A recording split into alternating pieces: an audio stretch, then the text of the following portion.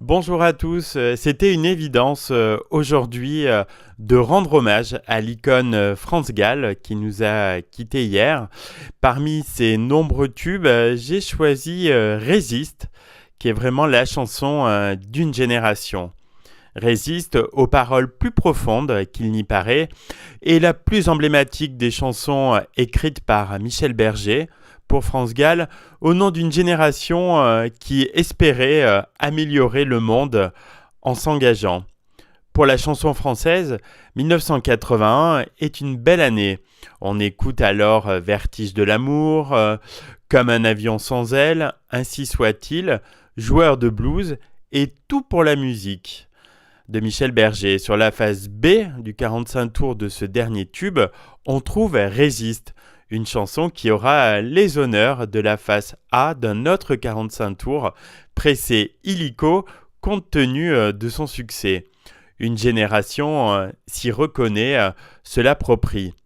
Résiste deviendra au fil des années la plus emblématique des chansons écrites par Michel Berger pour France Gall.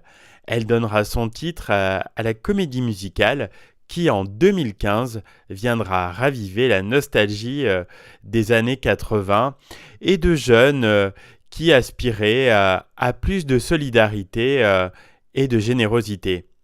Michel Berger écrit de la pop pour France Gall, des tubes rythmés, parfois sautillants, avec une forte présence des synthétiseurs, accompagnant la voix syncopée de la chanteuse, au point parfois, à l'écoute, de reléguer les paroles au second plan.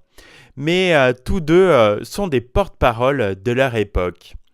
Les chansons de Michel Berger dans sa période France Gall sont donc toujours à double détente, avec plus de profondeur qu'il n'y paraît.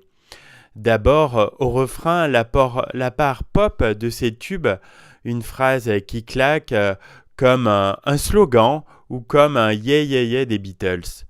Tout pour la musique, il jouait du piano debout, Ella, la groupie du pianiste, Cézanne Pain, Résiste, évidemment, Hong Kong Star. Toutes ces chansons vont résonner dans l'imaginaire collectif.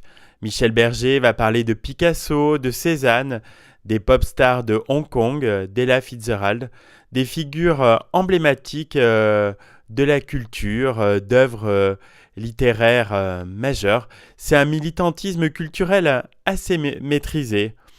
Autant pour ceux qui ont pris Michel Berger pour un faiseur de tubes un peu candide, ou carrément cucul-à-praline, et France Gall juste pour une jolie chanteuse de variété. La variété, quand ça résiste au passage du temps, c'est du solide.